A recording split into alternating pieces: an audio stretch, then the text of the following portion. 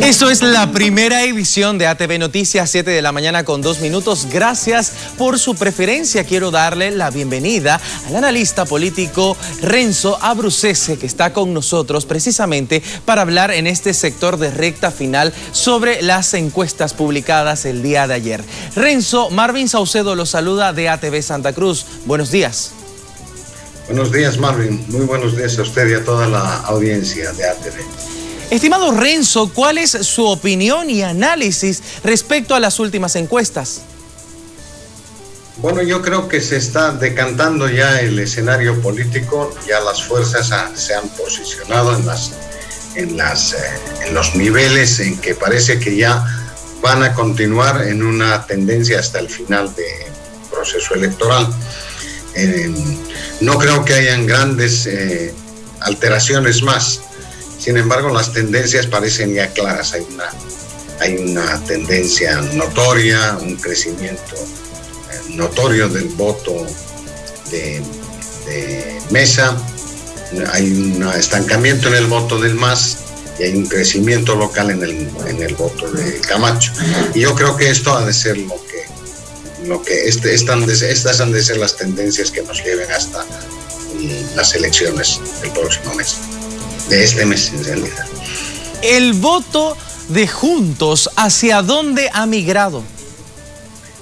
Yo creo que el voto de Juntos ha migrado proporcionalmente a Mesa y a Camacho, ¿no? Ahí hay clarísimas señas, indicaciones de que ese voto ha migrado a ambas fuerzas, que era lo natural, porque era casi imposible que migrara al MAS. Entonces, este voto es el que se ha reflejado en los resultados de ayer. Además de que, por fuerza natural del proceso electoral, las tendencias y las posiciones de los candidatos se han ido cristalizándose en las diferentes, tanto territorial como socialmente hablando. Ese porcentaje que aún no está definido por quién votará, ¿hacia dónde apuntará en los próximos días? De acuerdo, por supuesto, a las campañas que se realicen, ¿o se irá a determinar en base a esto? Bueno, ese 27% es un contingente muy sensible, ¿no? Normalmente es gente, una muy poca proporción es gente que ha decidido no votar, ¿no? Esa es una proporción pequeña en realidad. Del 27% que tenemos ahora en esas tres categorías, nulos, blancos y no responde o no votará, es una proporción muy pequeña. De manera que gran parte de ese contingente va a votar, va a ser arrastrada por el voto mayoritario. Se va a transformar en un voto útil. Y lo que creo que sí va a pasar es que una proporción muy poca ha de optar por el movimiento al socialismo, porque precisamente su indefinición pasa por esto, ¿no? Pasa por un acto de negación electoral. De manera que yo creo que van a haber dos grandes beneficiados de ese voto. Primero, y probablemente se lleve la mayor parte, ha de ser Mesa.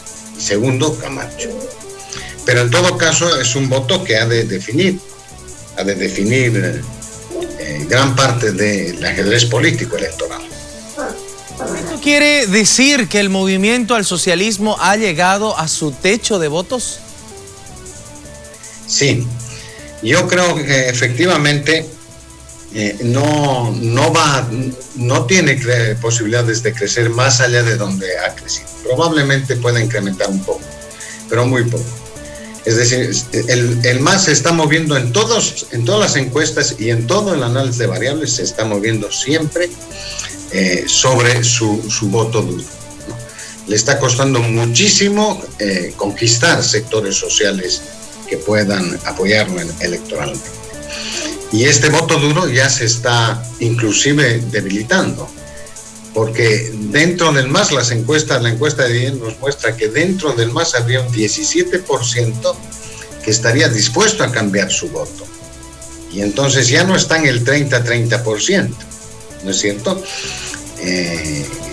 Inclusive esta fortaleza parece debilitarse un poco. Pero ese es su techo, ese es su límite posible. Podría aumentar, pero en una proporción muy poca. Renzo, ¿a qué se debe esta variable del movimiento al socialismo? Porque en la anterior encuesta se veía una victoria en primera vuelta. Ya en esta encuesta se tendría una segunda vuelta. ¿A qué se debe ese cambio que tiene el voto del movimiento al socialismo? Yo creo que en esto ha actuado un elemento subjetivo muy importante, ¿no? La primera encuesta, que le daba una victoria, casi una victoria en primera vuelta, ha generado un cierto temor en la población. No hay que olvidarse que el voto duro, lo duro del MAS es el 30%. El 70% es antimacista. El 70% de la población es antimacista. No hay que olvidar esa proporción porque finalmente eso se va a traducir también en las elecciones. Y yo creo que los anteriores resultados le hicieron notar a ese 70% adverso al MAS que si se equivocaba le estaba dando un chance muy serio y muy bien definido de volver en primera vuelta y con mayoría parlamentaria al MAS. Y yo creo que ese temor, el temor ante equivocarse y favorecer al adversario político, al partido que no deseáramos ese 70% que vuelva, ha decidido que los votantes tomen una posición más clara y más definida. Ese es uno de los factores. Los otros factores, porque en esto siempre intervienen varios, son los mensajes electorales. El mensaje del MAS es el mensaje que estamos escuchando hace 14 años, ¿no es cierto? Es ya un rosario que no tiene mayor efecto subjetivo en la conciencia social. El crecimiento, la estabilidad, la seguridad. Los otros mensajes han sido más diversos. Han tomado aspectos que hacen mucho más a la proximidad de las cosas. Por ejemplo, los problemas emergentes de la crisis sanitaria, etc. Y yo creo que esta combinación de elementos, el miedo a equivocarse en el voto y votar facilitando el retorno del MAS y el tipo de discurso electoral particularmente de Camacho y de Mesa son los que han logrado esta transformación del voto. Ahora, llama la atención el crecimiento que ha tenido, creemos, de Luis Fernando Camacho entre la anterior encuesta a esta. Si esa tendencia siguiera de esa manera, él podría definir la gobernabilidad del Senado. Claro, porque le tocaría, con las fuerzas que tiene en este momento, estaría entre 5 y 6 senadores. Esto sumado a los senadores que pueda conquistar Comunidad Ciudadana, ya hacen mayoría. Pero ya es una fuerza importante la de Camacho en el Senado. Si lograra 6 a 7, digamos, en el mejor de los casos, 7 senadores ya es una fuerza importante que hace gobernabilidad. Obviamente, si hipotéticamente decide no apoyar en una hipotética victoria de Mesa, no apoyar al gobierno de Mesa en este hipotético escenario, ahí sí se generaría un escenario de ingobernabilidad muy, muy peligroso. Pero yo no creo que sea ese el caso, porque finalmente, a pesar de sus diferencias, el bien mayor es la democracia, y yo creo que en términos de esas variables se van a poner. Pero el crecimiento de Camacho obviamente ha asegurado no solamente su representatividad, su representación, sino también niveles de gobernabilidad y de gestión gubernamental. Muchos sectores indicaban que Luis Fernando Camacho debería bajarse de esta contienda política precisamente a raíz de las encuestas y del bajo porcentaje de participación que tendría en estas elecciones generales. ¿Qué opina usted acerca de este tema? Que con las nuevas encuestas ya obviamente va cambiando el escenario. Claro, 17.7 frente a...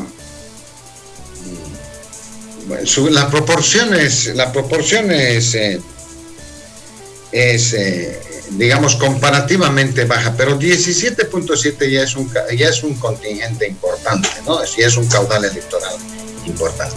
Lo óptimo posible hubiera sido que se produzca una alianza entre ellos y que Camacho designe sus votos a favor de Mesa. Pero eso no va a pasar, porque el escenario en el que se mueve Camacho es un escenario local, ¿no es cierto? Y lo que el objetivo inmediato es conquistar el favor político local. Entonces eso no lo va a hacer de ninguna manera. Ha de cosechar un fruto local que le ha de permitir un salto en términos de su representación en las cámaras, para poder posicionarse y posicionar un discurso frente a las próximas elecciones, a las del 2025, realmente nacional. Entonces, esto no lo va a hacer. Pero claro, sería lo óptimo posible, ¿no es cierto? Eso sería realmente lo óptimo, porque en ese caso Mesa ganaría en primera vuelta y tendría una amplísima mayoría congresal. Sin embargo, creo que es una hipótesis poco posible de que se cumpla que Camacho ceda los votos a Mesa. Importante análisis, estimado Renzo. Gracias por su tiempo y por sostener este diálogo con nosotros. Que tenga buen día. Gracias a ustedes, pues. Un gusto estar con ustedes. Hasta una próxima oportunidad. 7 de la mañana con 14 minutos.